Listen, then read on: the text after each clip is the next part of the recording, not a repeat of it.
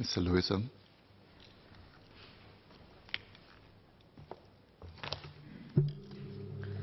So I stand in support of this bill that will contribute to further reducing the smoking rate and promote healthy living in Singapore. Studies from other countries that have implemented standardized packaging, such as those in Australia and the UK, consistently highlight the deterrent effect this measure can have upon smoking. The implementation of standardized packaging is a huge and positive leap in the right direction. That being said, I would like to seek some clarification on certain aspects of the bill. First, I would like to seek clarification on the increase in the maximum fines that may be imposed for offences relating to licence required for dealing with tobacco products. Clause 4 of the bill amends Section 18(5) of the Act to increase the fines for an offence under that provision. Could the Minister for Health clarify the rationale behind the increase in the maximum fines for such offences? Is there evidence, for instance, from studies conducted in other countries, that such an increase in maximum fines would be effective in deterring offenders, especially in the case of repeat offenders? Further, why have these fines been increased by 100%, both in the case of offenders and repeat offenders? Are there reasons as to why they have been increased by this specific amount? Has there also been an increase in recent times for such offences? Second, under the new Section 17, the bill requires that all tobacco products that are imported, distributed and sold in Singapore adhere to the requirements prescribed under the Principal Act. Can the Minister clarify exactly how these requirements would be enforced? Would the original powers of police and authorised officials be adequate, particularly given the introduction of a considerable measure such as standardized packaging?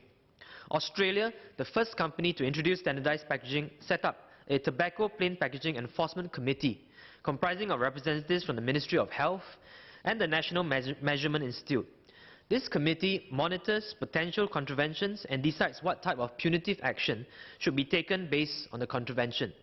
Such a committee could be particularly useful in ensuring that the standardized packaging proposal is implemented smoothly in Singapore. Does the Ministry have any plans to set up a similar enforcement committee to ensure that there is a separate institutionalized body responsible for all matters concerning enforcement of standardized packaging?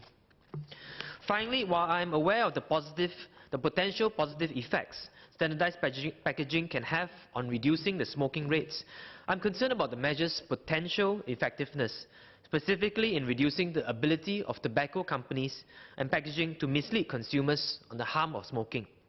According to the Ministry of Health's press release on 31st October last year, standardized packaging is intended to fulfill 5 main objectives. These include reducing the packaging's potential to mislead consumers on the harmful effects of smoking, highlighting graphic health warnings, and raising awareness about the risk of smoking. However, according to the primary study used in the Australian government's review of its standardized packaging program, researchers found that the measure did not adequately address the goal of reducing the ability of tobacco to mislead smokers on the harmful effects of smoking. Further, the study found that there was no change in smokers' misperception that certain types of tobacco products were better for their health. Could the Minister clarify exactly how and why standardized packaging would reduce the potential of tobacco packaging to mislead consumers on the harmful effects of smoking then?